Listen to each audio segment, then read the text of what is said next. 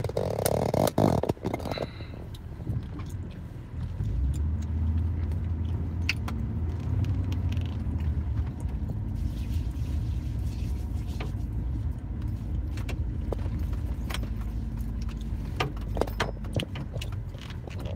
this North Carolina shit, different breed. Yeah.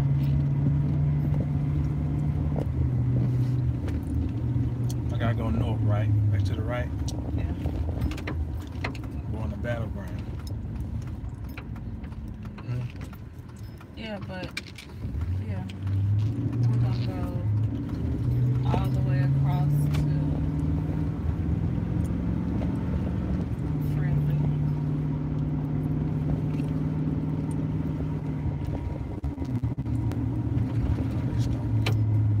Slowly. That looks so pretty.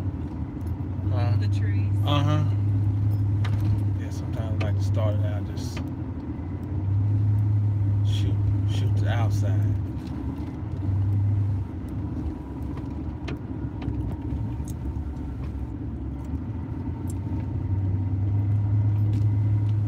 What's happening?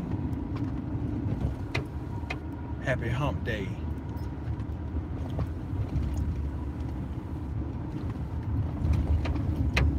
We're just riding.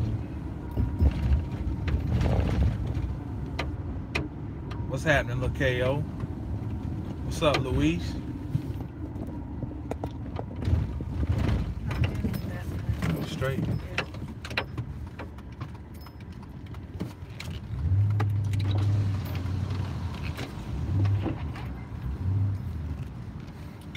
Some white person was being nice. Mama's neighbor. Oh, okay. So I want to be super friendly and get an old country way. Oh, he nice. You talking about the man next door? Old man. Yeah, that's my friend. Yeah, he nice. Well, that's good. He be standing out there talking sometimes. I don't know what he talking about, but we be having a nice little conversation. He kind of mind his business and everything. Yeah. That's what I like. So, what's the art of not giving a fuck? What is the art of not giving a fuck? Yeah, what the fuck is all that shit about? Let me put the camera on your motherfucking ass.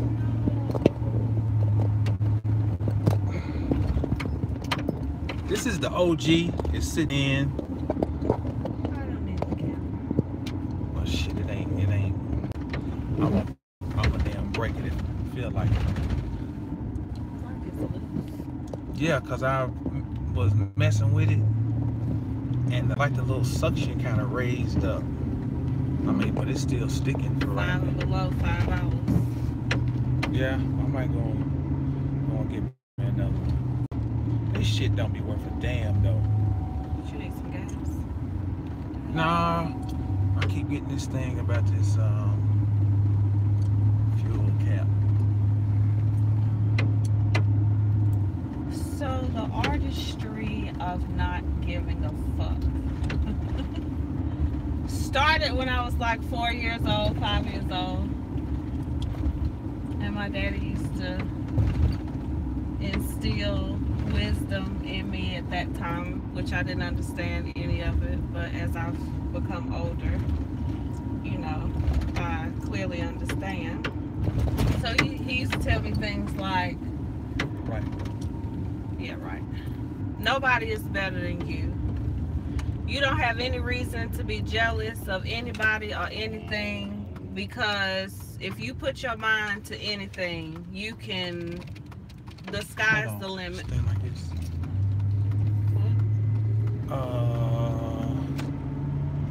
Need to check the charge. Check what? I'm going to get this alternator checked out. It's my fault. It was starting to. I got AAA, and we can call Uber. So, yeah. So if you put your mind to whatever it is, you can attain anything. You can be anything. You can do anything. Do we need to go back and get my car? Yeah, let's go back and get yours. Okay. Got time. So that's where it all started. That was the foundation. So he also taught me self-love. You know, he used to always tell me, you need to love yourself first. You know, you don't get around no jive niggas and be thinking that that's love. You need to learn how to love yourself. It was things like that, you know, in the beginning.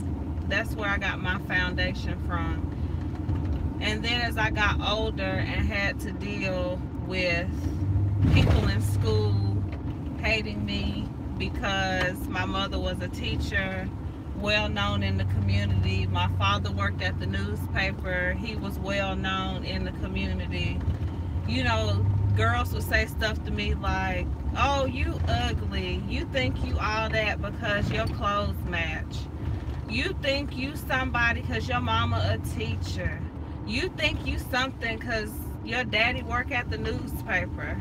And so I didn't understand. I didn't know what they were talking about because I didn't think anything. I just wanted to be a normal child, to fit in, to get along with my peers.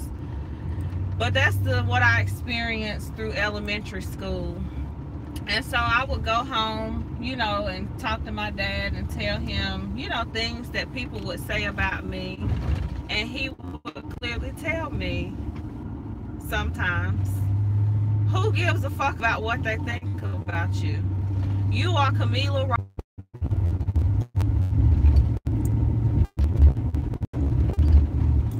There we go. I don't know where I was. He said you are Robinson. Oh, he said you are Robinson. Your last name, and that speaks. You don't worry about you, what people say. Where are you going? To the house. It's to the right, at the light. So, you know, the more he instilled that in me. And when I would go through obstacles at school with these stupid little girls, you know, I would just replay that in my head because thought, and I always will think, that my daddy was the best walking on this earth, the smartest man, the most intelligent man that I have ever met. So I would just replay that in my head, replay it. So we mosey on all the way up to high school. You know, the same situation, the same jargon, you know, thinking, oh, you think you all that, you know, you think you somebody, you ugly, blah, blah, blah, all that, just all that, you know, black females still to this day love to do to each other. And so I knew at that point, with people, I don't like for people to fuck with me, but if you do decide to fuck with me, I mean, I'm gonna get you back 100 times over. So I knew at that point that I had to be something great, because if I don't bother you, if I'm not harming you, I'm not talking about you, I'm not even paying attention to you because you're not that important to me, you had to see something in me to continue to pick with me and have things to say about me. So at that point, that boosted my confidence so much more, to where I actually knew that I was the shit. So then, you know, some of you may call it cocky, some of you may call it being arrogant. I call it being confident in who I am, and I know who I am. I know my great qualities, I know my weaknesses. And once you get to know yourself and know who you are and discover your strengths, discover your weaknesses, that's how you get to the ultimate point of not giving a fuck about what nobody says about you, because you know yourself better than anybody else knows you. So if somebody comes up to me and says, you know, you had a slight attitude yesterday, I know I had a slight attitude yesterday because I know myself. I know that I can have, you know, maybe multiple personalities in 5 minutes.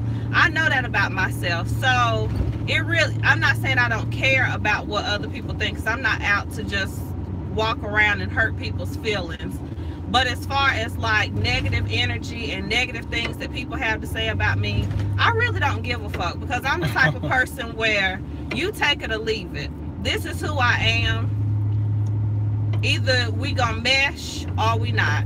It's like oil and water. You know, you can't mix the two. No matter what you do, one is always gonna be on top of the other. So it doesn't matter when it comes to the negative things that people have to say, you know, to try to tear me down or try to discredit who I am. I really don't give a fuck.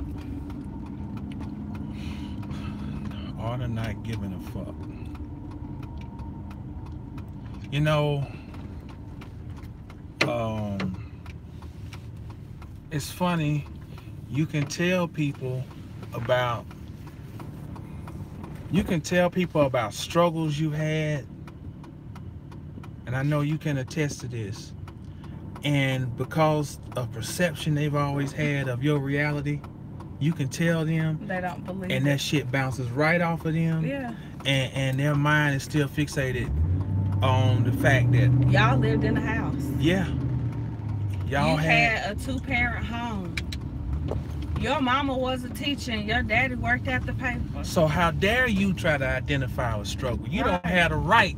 You don't have the right to know anything about no struggle. And we struggled more than the average person. Man, come on. We struggled more than people that lived in the projects. Man, real serious motherfucking business. There were times when my father had to call the assistant principal at my middle school to give me lunch money, because they didn't even have, and I think it was maybe like 75 cents, $1 back then. They didn't even have that to give me for lunch money. A quarter. Motherfucking 75 cents. But because of materialistic things, because of status, you know, children wanted to walk around hating on us off of perception. Off of nothing but a perception. But at the same time, I am so thankful that we were taught that surprise, and you don't go out in the streets telling everybody your business. Whatever goes on in between those 4 walls that you are, it stays there. That's your business. And when you walk out on the street, you put, you know, you fix your face, lift your motherfucking head up, walk with your head held high, you know, you put on you some nice looking clothes, some smell goods. That's right. And you go on about your business. That's right. And you don't ever let nobody know that you down on your wits end. And that's motherfucking magic. That's how simple the shit is. That's fucking magic. I'm gonna look the part of what the fuck I perceive myself to be. Not see, that's what motherfuckers be mad about the most, because they can't perceive the idea that you had struggle, because you never acted like a poor motherfucker. We gotta get another one, because I can't carry my shit. I can't. But I'm gonna have to hold it in my hand.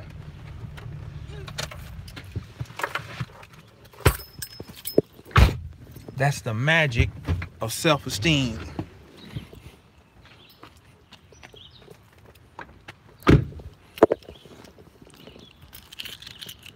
That truck, I need to get a tune-up. I know.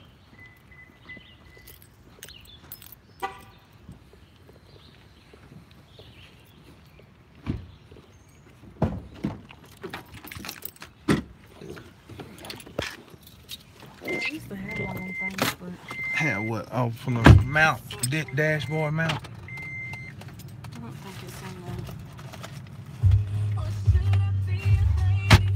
Let me run downstairs real quick, because it might be in one of them baskets down there.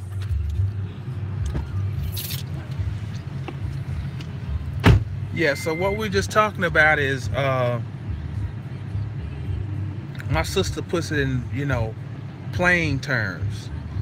But sometimes, a lot of times, we just talking about plain common sense stuff, and that is where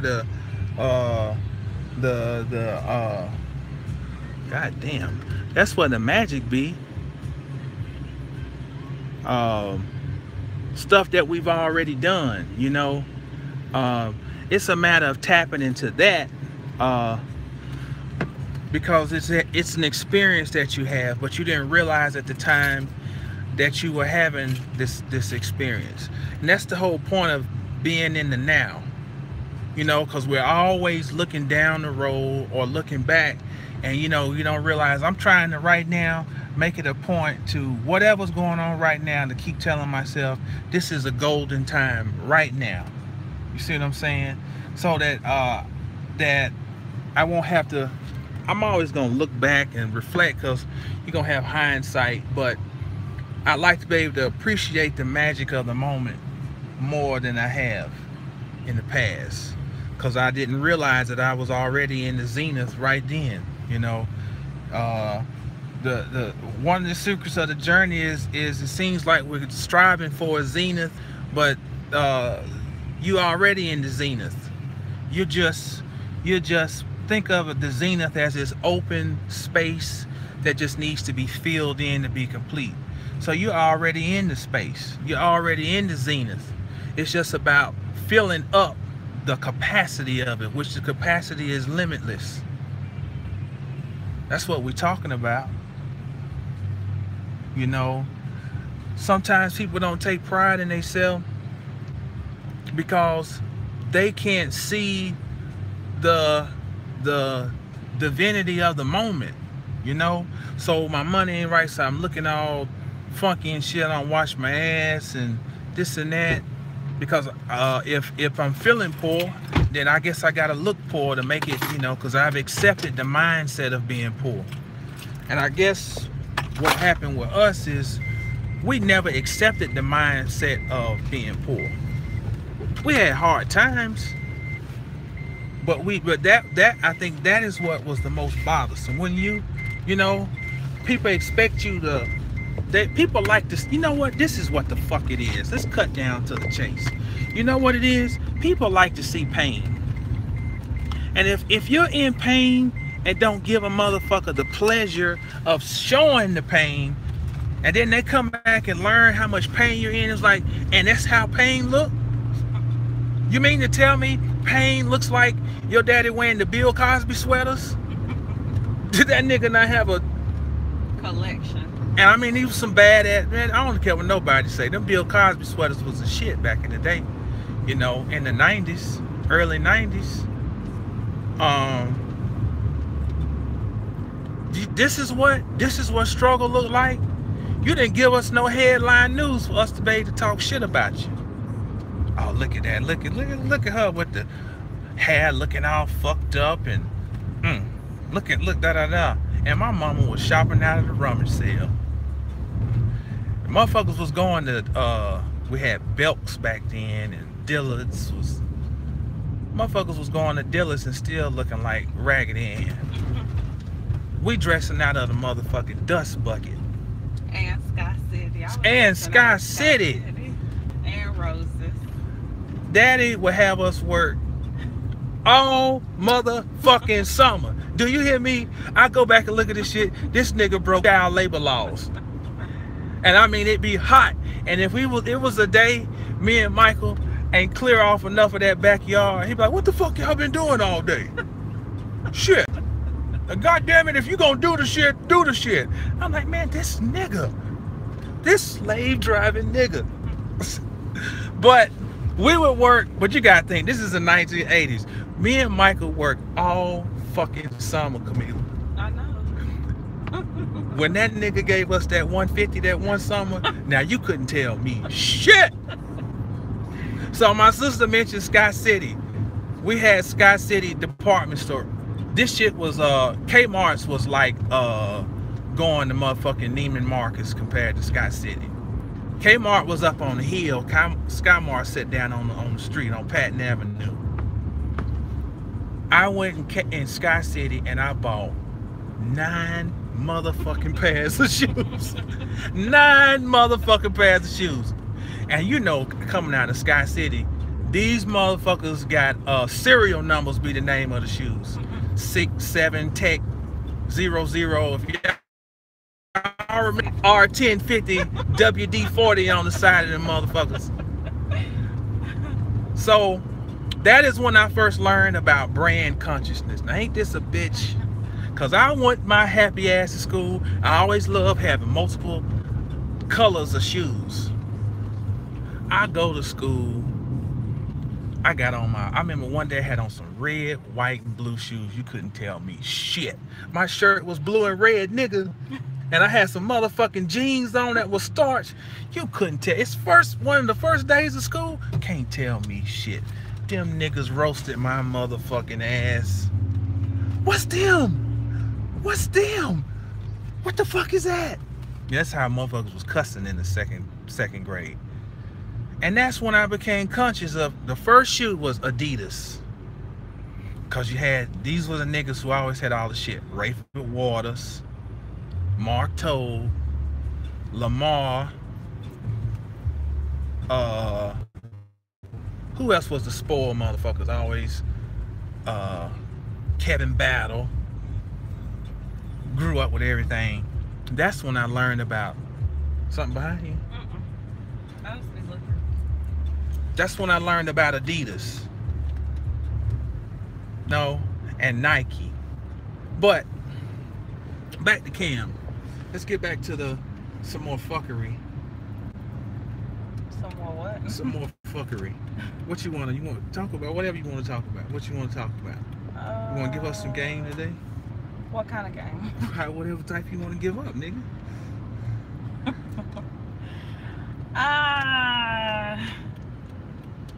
So I grew up and I was sheltered. That's what I'm gonna say. I don't know if y'all was sheltered, but I was sheltered. So I had like a cultural shock even with black people, different classes. That's what I'm gonna say of black people. However, what I've grown to learn is that you need a team of different classes of niggas around you.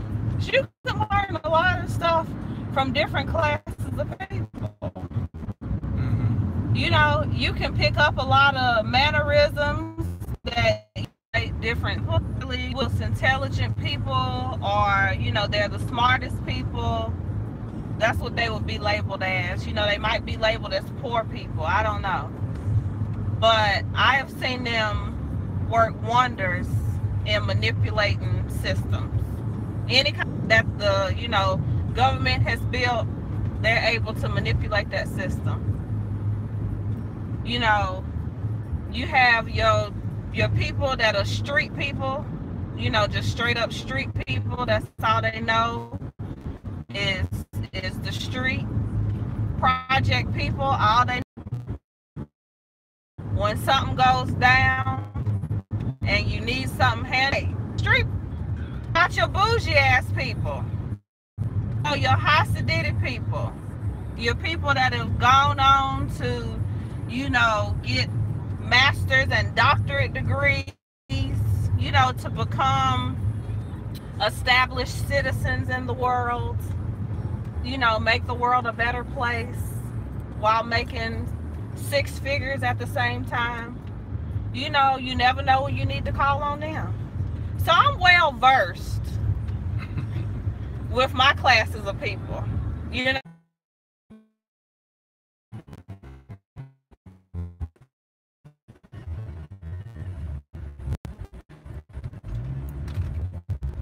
All right, we're back. So go ahead. I don't know, whatever you. Oh, that's my tidbit for today. You know.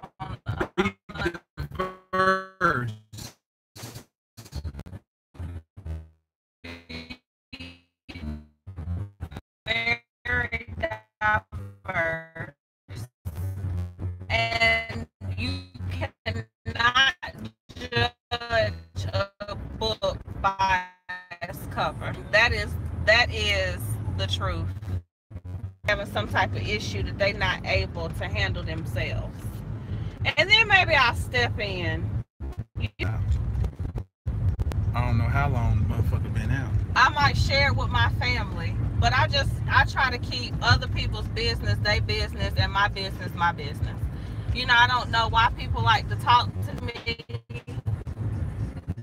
I don't think that I'm the best listener in the world. Maybe I am. Maybe that's a hidden talent that I don't know about. But people love to tell me their business. I mean, their most intimate secrets. And I just keep it a secret. You know, I don't go out here spreading their business and all that kind of stuff. So I don't have time for that. I have so much stuff going on in my personal life that I don't have time to really give a fuck about what somebody else has going on. I'm trying to get myself together and get my shit together. I don't have time to be focused on, you know, other people's problems and, oh, Jimmy is cheating on me with Lucille because she brought some fried chicken over there that he liked, you know, and her macaroni and cheese, you know, it was, she learned how to, I don't have time for that shit. I mean, I sit and listen to it because it's entertaining, but that's where I leave it at. It's like a little entertainment for me, and then I mind my business. And that's what another thing people need to learn. Mind your fucking business. Tend to yourself.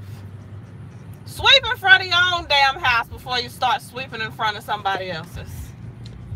Old folk tales. You need to just pay attention to that. Mind your damn business. Get you a diverse group of people. Mind your damn business. Stay in your lane. Stay in your motherfucking lane. You know, what pushes a person out their lane is most people are not very happy with themselves. And when you're happy with yourself, you might not be happy all the motherfucking time, but happy with yourself, you know, that means sometimes you're happy being by yourself. On an island by yourself. By your motherfucking lonesome. And then people, if they have not been able to gain that type of feeling for themselves or reality, when they sense that about you, it's very bothersome. Why aren't you coming in here jockeying for attention? The quieter that you are, and the less, and the more unassuming you are, you know, the more bothersome the shit can be, you know. Why the fuck don't you want any attention? Will you please jockey for some attention so I can deny it, and then I can have the power of saying I denied you attention? But if you don't jockey for it, you don't give me the chance to play the position that I want to play. Now you taking my power, nigga.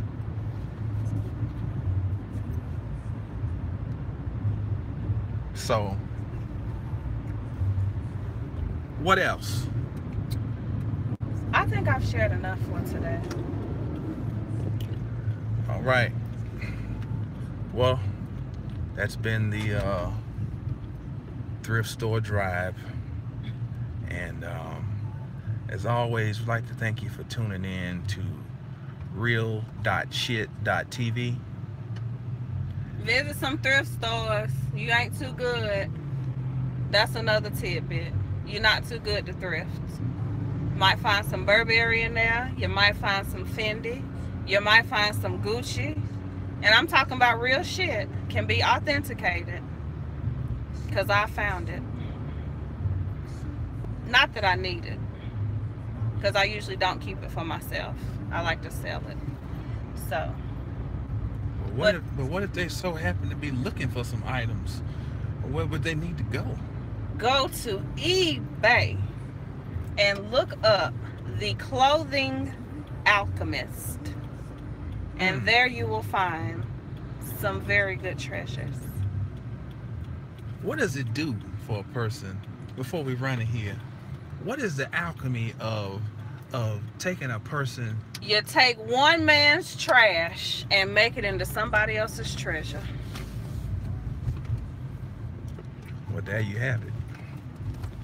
We're about to run up in these in this Goodwill. Yoel said, I think they train people to seek attention, not right what they need. Erica said, thrifting is the shit. She said, that's where you find the gems. Facts. Louise said, very therapeutic. That's what's up. All right, y'all. Well, Appreciate y'all tuning in. We're gonna run in here and see what we can see. I'll come back and do some more cussing. We'll come back and drop some more. Do some more cussing. I like to cuss. You see, got a cussing spirit. We're a cussing family. So y'all stay down till you get up. When you get up, stay down. Mastersofthecosmos.com. Peace.